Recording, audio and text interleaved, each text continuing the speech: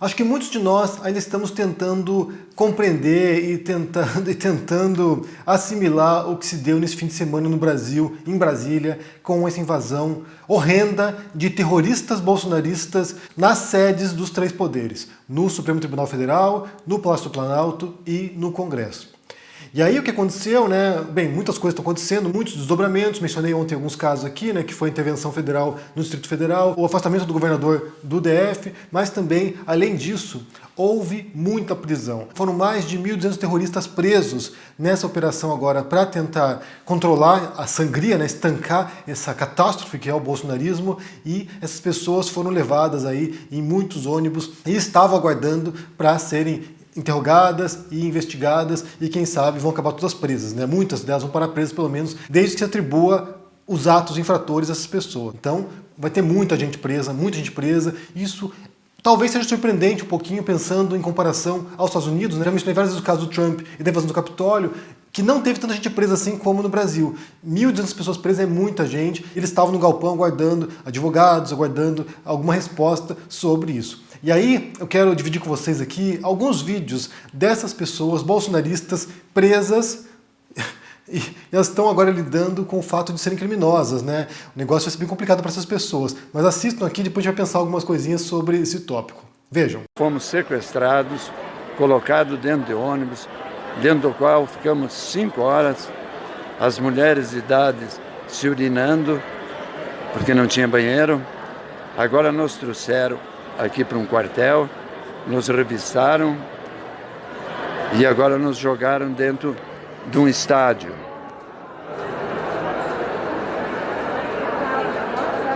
Né? O que vão fazer, não sei. Provavelmente triagem, essas coisas. Mas esse é o Brasil que nos espera.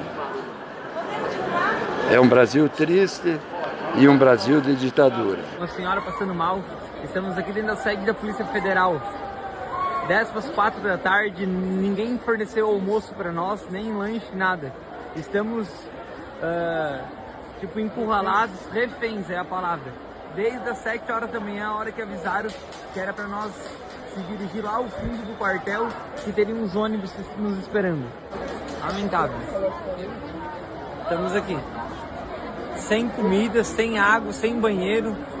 E nós estávamos umas 8 horas da manhã, umas 8h30, até as 2h30 da tarde, dentro de um ônibus, de em pé, cheio de gente, as nossas malas, tudo.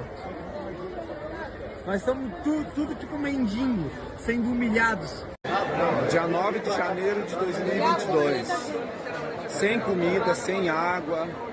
Então eles não sabem nem o que fazem com a gente. Nós estamos sendo humilhados aqui, ó. Todo mundo com bagagem, gente de idade. Olha, o povo não cabe mais no ginásio. A fila faz a volta. O que eles querem fazer de nós? Quem tá em casa aí, ó, sai pra rua, vamos parar o Brasil. Nós temos que parar o Brasil, porque desse jeito assim não dá, nós temos sendo que presos aqui. A grande contradição, né, na minha visão pelo menos, é de pessoas que o tempo todo, durante anos, né, durante talvez mais de 4 anos, pessoas que antes da eleição do Bolsonaro já arrotavam legalidade, já arrotavam lei e ordem, já arrotavam que bandido bom é bandido morto, que corrupto tem que ser preso, já arrotavam aí essa visão punitivista social, né, de que bandido tem que ser punido com o máximo rigor da lei e não há perdão, não há, recuperação para criminosos. E muitas pessoas estão agora presas, vão para a cadeia, possivelmente, serão investigadas, serão julgadas e serão condenadas e acabarão presas. E essas pessoas, entre aspas, cidadãos de bem, com camiseta da CBF, vão acabar em cana e pagando penas, talvez algumas até altas, né? Porque um crime de golpe de Estado, por exemplo, ou acusado de terrorismo, isso talvez dê uma pena bem significativa para elas. E o que acontece, como você vê nessas cenas aqui, é que essas pessoas elas estão desorientadas. Porque, bem, elas são desorientadas, né? Quem segue o Bolsonaro em 2023 é desorientada, mas elas estão desorientadas porque elas não estão compreendendo a dimensão do crime que elas cometeram. Elas não estão compreendendo que elas cometeram um ato de terrorismo, um ato de subversão, um ato de insurgência contra o regime no Brasil, que vão pagar por isso agora. Elas não se deram conta. Uma coisa curiosa que vale mencionar aqui é que nos Estados Unidos, quando houve a invasão do Capitólio, você também tinha essa seita política sabe, fanatizada de trumpistas. E eles invadem o Capitólio e muita gente foi presa também, foi investigada, julgada, condenada, acabou presa. E passaram a perceber quão absurdas haviam sido as ações delas durante a invasão do Capitólio. Então eram pessoas que estavam realmente fechadas numa bolha de radicalização, que agiram de maneira quase irracional, agiram com a manada, agiram com a cambada, e quando foram presas e tiveram que repensar o que aconteceu, passaram a perceber que realmente foram radicalizadas e que já não agiam mais por vontade própria, agiam por pressão do grupo, por pressão de uma teoria conspiratória maluca que norteava os seus atos. Isso não quer dizer que essas pessoas não são responsáveis pelos seus atos. São coisas diferentes. Isso quer dizer que essas pessoas elas entraram nessas bolhas ideológicas e passaram a reproduzir, né, aquilo que chamam de echo chamber, que é uma câmara de ressonância, no qual só passaram a ouvir pessoas parecidas com elas, que pensavam coisas parecidas. E aí realmente já não tem contato com a realidade mais. Essas pessoas agora, esses milhares de presos, eles vão para a cadeia e terão de repensar o que fizeram em Brasília. Porque destruíram patrimônio público, destruíram obras de arte, puseram em risco outras pessoas também, puseram em risco si próprias. Então, sim, pessoas que vão ter que repensar os seus atos e muitas delas que percebam o absurdo da situação. E outra coisa curiosa também que vale mencionar, que essas mesmas pessoas, muitas delas também eram críticas ferrenhas, né? Bolsonaro inclusive, críticas ferrenhas dos direitos humanos. Eram pessoas que atacavam defensores dos direitos humanos, pessoas que, segundo elas, defendiam direitos humanos, direitos de bandidos, direitos criminosos. E essas mesmas pessoas que um dia condenaram os direitos humanos, essas mesmas pessoas que achavam que era absurdo defender bandido, passar a mão na cabeça de bandido, estão agora suplicando por direitos humanos.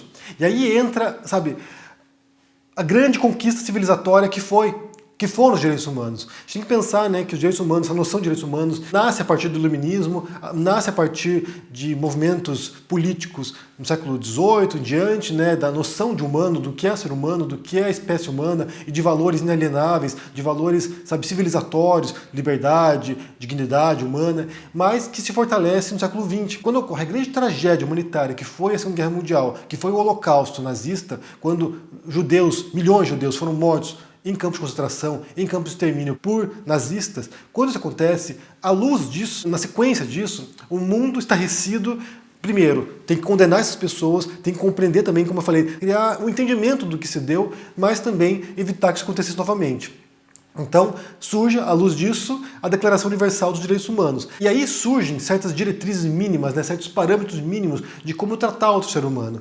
E isso é o ponto interessante, porque esses direitos humanos, eles valem para todos os seres humanos. Todos os seres humanos. Valem para homens, mulheres, brancos, negros, indígenas, de outras etnias, quaisquer que sejam. Vale para católico, evangélico, muçulmano, hindu, outra religião qualquer, vale para crianças, adultos, idosos, vale para criminosos e não criminosos. Os direitos humanos valem para todas as pessoas. Todos os seres humanos deveriam ser respeitados em itens mínimos de dignidade que valorizam sua vida, sua liberdade, entre outros direitos mínimos que estão presentes depois em constituições pelo mundo. A Constituição brasileira nasce à luz também dos direitos humanos. As constituições de outros países do mundo também se pautam a partir disso. Então, são direitos mínimos que valem até para terroristas. Esse é um ponto curiosíssimo, porque ajuda também a pensar que mesmo esses terroristas brasileiros agora, mesmo esses terroristas bolsonaristas, também merecem ser tratados de acordo com os direitos humanos. Que mesmo as pessoas que condenaram os direitos humanos um dia também merecem ser tratadas com dignidade. Elas estão sofrendo na pele agora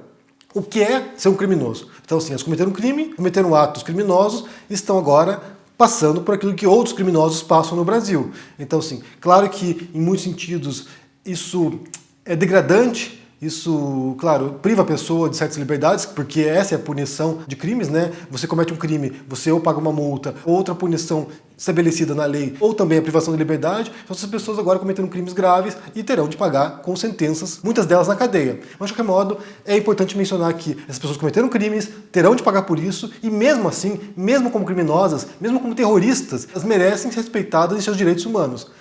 Coisas que elas negavam, né? Como eu falei, coisas que elas negavam. Esses direitos que elas vetavam os demais, outros criminosos pobres, muitos deles pardos ou negros, esses direitos que elas vetavam a outras pessoas, elas terão esses direitos resguardados. Direito a um julgamento justo, direito a uma defesa, direito a habeas corpus, por exemplo, entre outros direitos. E é claro que também deixa de ser chocante você ver, né, esses idosos, né, sabe, vovozinhos, vovozinhas que saíram de suas casas, de seus estados, viajaram de ônibus até Brasília para cometer crime de terrorismo. Isso é realmente chocante e como eu falei, isso demonstra mais uma vez o grau de radicalização dessas pessoas. Pessoas que estavam em grupos de WhatsApp, sendo alimentadas com radicalização o tempo todo, sendo alimentadas com teorias conspiratórias, que queriam enfrentar o comunismo, que estavam dispostas a matar ou morrer para enfrentar a dominação socialista no Brasil e que estão agora choramingando porque não comeram por tantas horas.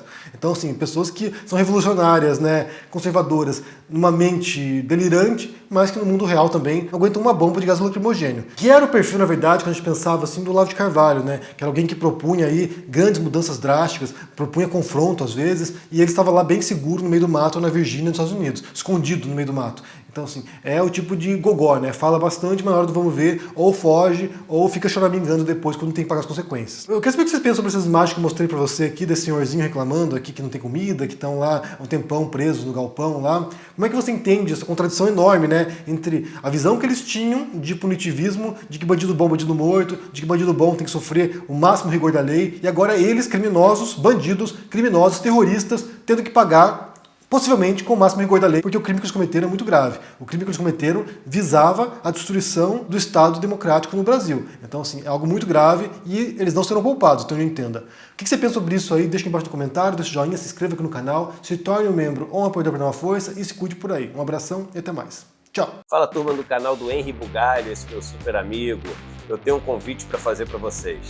No nosso encontro Mapa da Mina de 2022, eu previ que se o dólar caísse e viesse abaixo de 4,80, isso seria uma oportunidade de compra. Ele deveria passar o ano inteiro em níveis altos, até acima de R$5. Muita gente achava o contrário, achava que ia continuar caindo toda a vida. Pois bem, mais uma vez a gente acertou. Todo ano a gente tem acertado bastante nesse encontro Mapa da Mina.